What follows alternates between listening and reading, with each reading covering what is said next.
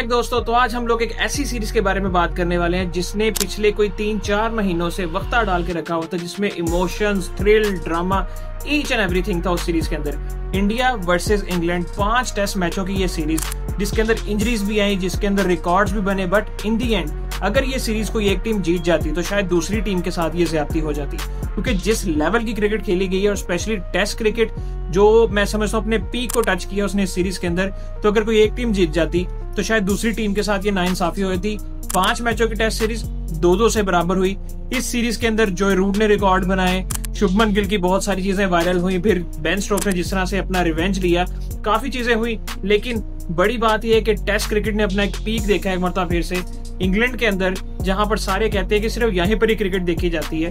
इस सीरीज ने record break किए हैं पूरी दुनिया के अंदर। स्पेशली बात कर ली जाए अगर आखिरी 5th टेस्ट के हवाले से, तो कल तक क्लियर नजर आ रहा था कि इंग्लैंड ये टेस्ट मैच जीतने वाला है। सिर्फ 25 रन रिक्वायर्ड थे, जबकि इंग्लैंड के पास 4 विकेटें अभी भी पड़ी थी। लेकिन जिस तरह से स्पेशली मोहम्मद सिराज ने बॉलिंग की है, हैट्स ऑफ टू हिम, उसने कमाल कर दिया और इंग्लैंड को एक ऐसी शिकस्त दी है जो शायद उन्होंने सोचा भी ना होगा। कल तक इंग्लैंड बैठा तैयारियां कर रहा होगा कि हम लोग ये 5 मैचेस की सीरीज जीतने वाले हैं, वो भी 3-1 से, और आज ये सीरीज 2-2 से बराबर होगी।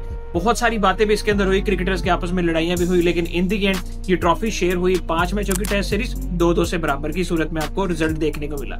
सीरीज की कुछ मेन हाइलाइट्स की बात कर लेते हैं। सबसे पहले तो आप लोगों को शुभमन गिल का वो डायलॉग याद है जहां पर उन्होंने जैक क्रोले को ट्रोल किया था। वहां से तो फाइट ने एक एक्सट्रीम लेवल टच कर लिया था, लेकिन उसके बाद जब बेन स्टोक्स ने रिवेंज लिया और वो टेस्ट मैच, एक हारा हुआ टेस्ट मैच इंग्लैंड ने अपने नाम किया, उसके बाद जब फिर इंडिया की टीम वापस आई है, ऋषभ पंत को इंजरीज हुई और फाइनल टेस्ट के अंदर अब आपको क्रिस वोक्स की इंजरी देखने को मिली। ऋषभ पंत ने भी बहुत कोशिश की लेकिन वो सर्वाइव ना कर सके। इसी तरह क्रिस वोक ने भी बड़ी कोशिश की, वो भी अपनी टीम को जितवा ना सके। लेकिन इस टेस्ट मैच ने एक क्रिकेट को दोबारा से अलाइव कर दिया, क्योंकि टेस्ट मैच क्रिकेट दिन ब दिन बहुत डाउन होती जा रही थी। लेकिन इंडिया वर्सेस इंग्लैंड की ये 5 मैचों की टेस्ट सीरीज ने रिकॉर्ड ब्रेक कर दिए सारी व्यूवरशिप्स के, और आज जो स्पेशली इंडिया ने विक्ट्री लिया वो शायद इंडिया को कभी भी ना बोले, क्योंकि 3-1 से जो सीरीज इंडिया हारने जा रहा था अब वो जीत चुके हैं। दूसरी तरफ थोड़ी सी बात कर लेते हैं पाकिस्तान वर्सेस वेस्ट इंडीज के हवाले से भी, जो कि आज सीरीज डिसाइडर था। तीसरा T20 मैच, गिरते पड़ते संभलते समहाउ पाकिस्तान ने अपना तीसरा मैच जीत के ये सीरीज 2-1 से विन कर ली है।